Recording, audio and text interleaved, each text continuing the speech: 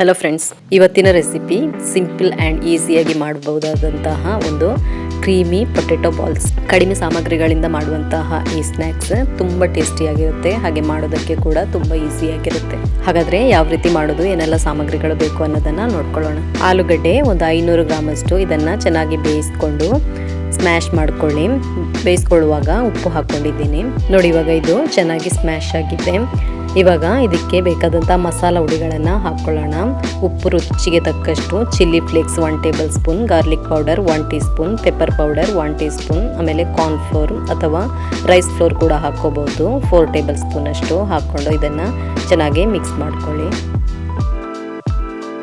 ಇದನ್ನು ಮಿಕ್ಸ್ ಮಾಡ್ಕೊಳ್ತಾ ಒಂದು ಡೋ ರೂಪದಲ್ಲಿ ಮಾಡ್ಕೊಳ್ಳಿ. ಚಪಾತಿ ಹಿಟ್ಟೆಲ್ಲ ಇರುತ್ತಲ್ಲ ಅದೇ ರೀತಿ ಮಾಡ್ಕೊಳ್ಳಿ. ಆಮೇಲೆ ಇದಕ್ಕೆ ರೆಸ್ಟ್ ಏನೂ ಇರೋದಿಲ್ಲ, ಡೋ ರೂಪದಲ್ಲಿ ಆದರೆ ಸಾಕು ನೋಡಿ. ಇವಾಗ ಇದು ರೆಡಿಯಾಗಿದೆ. ಇವಾಗ ಕೈಗೆ ಸ್ವಲ್ಪ ಎಣ್ಣೆ ಹಚ್ಕೊಂಡು ಇದನ್ನು ಸಣ್ಣ ಸಣ್ಣ ಬಾಲ್ ರೀತಿಯಲ್ಲಿ ಮಾಡ್ಕೊಳ್ಳಿ. ಸಣ್ಣ ಸಣ್ಣ ಗಾತ್ರದ್ದು ಮಾಡ್ಕೊಳ್ಳಿ, ತುಂಬ ದೊಡ್ಡದು ಮಾಡೋದಕ್ಕೆ ಹೋಗಬೇಡಿ, ಸಣ್ಣ ಸಣ್ಣದಾಗಿ ಮಾಡ್ಕೊಳ್ಳಿ. ನೋಡಿ, ನಾನು ವಿಡಿಯೋದಲ್ಲಿ ತೋರಿಸ್ತಾ ಇದ್ದೇನೆ ನೋಡಿ, ಇದೇ ರೀತಿ ಮಾಡ್ಕೊಳ್ಳಿ. ಇದನ್ನು ಮಾಡೋದಕ್ಕೆ ತುಂಬ ಈಸಿ ಮತ್ತು ತುಂಬ ಬೇಗನೆ ಆಗಿಬಿಡುತ್ತೆ. ಇದನ್ನು ಪಾರ್ಟಿಗಳಲ್ಲಿ ಈವ್ನಿಂಗ್ ಸ್ನ್ಯಾಕ್ಸ್ ಆಗಿ, ಆಮೇಲೆ ಟೀ ಟೈಮ್ ಸ್ನ್ಯಾಕ್ಸ್ ಆಗಿಯೂ ಕೂಡ ಮಾಡ್ಕೊಳ್ಬೋದು. ಪಾರ್ಟಿಯಲ್ಲಿ ಸ್ಟಾರ್ಟರ್ ಆಗಿಯೂ ಕೂಡ ಮಾಡ್ಕೋಬೋದು. ನಮ್ಮ ಚಾನಲನ್ನು ಇನ್ನೂ ಕೂಡ ಸಬ್ಸ್ಕ್ರೈಬ್ ಮಾಡಿಲ್ಲ ಅಂದರೆ ಪ್ಲೀಸ್ ಸಬ್ಸ್ಕ್ರೈಬ್ ಮಾಡ್ಕೊಳ್ಳಿ.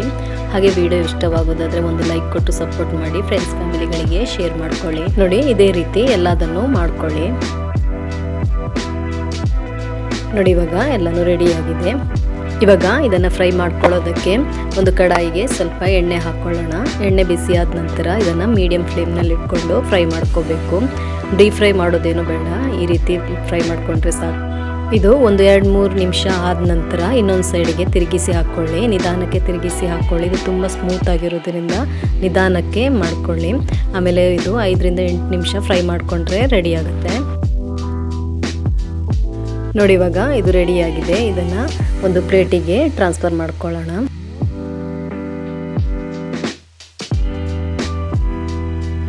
ನೋಡಿ, ಇವಾಗ ಎಲ್ಲನೂ ಫ್ರೈ ಆಗಿ ರೆಡಿಯಾಗಿದೆ. ಇವಾಗ ಇದನ್ನು ಒಂದು ಸೈಡ್ನಲ್ಲಿ ಇಟ್ಕೊಳ್ಳೋಣ.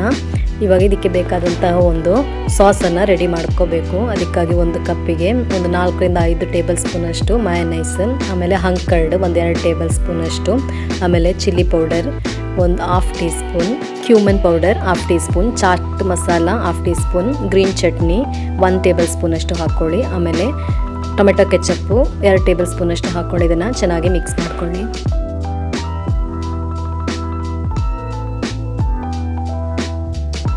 ನೋಡಿ, ಇವಾಗ ಸಾಸ್ ರೆಡಿಯಾಗಿದೆ. ಇವಾಗ ರೆಡಿ ಮಾಡಿಟ್ಕೊಂಡಂತಹ ಪೊಟೆಟೊ ಬಾಲ್ಸಿಗೆ ಈ ಸಾಸನ್ನು ಹಾಕ್ಕೊಂಡು ಮಿಕ್ಸ್ ಮಾಡಿಕೊಂಡ್ರೆ ನಮ್ಮ ಕ್ರೀಮಿ ಪೊಟೆಟೊ ಬಾಲ್ಸ್ ರೆಡಿಯಾಗಿದೆ.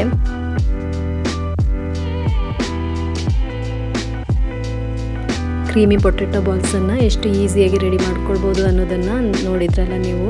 ಹಾಗಾದರೆ ನೀವು ಒಮ್ಮೆ ಟ್ರೈ ಮಾಡಿ ನೋಡಿ. ನಿಮ್ಮ ಅಭಿಪ್ರಾಯವನ್ನು ಕಮೆಂಟ್ ಮೂಲಕ ತಿಳಿಸಿ. ಮುಂದಿನ ವಿಡಿಯೋದಲ್ಲಿ ಸಿಗೋಣ.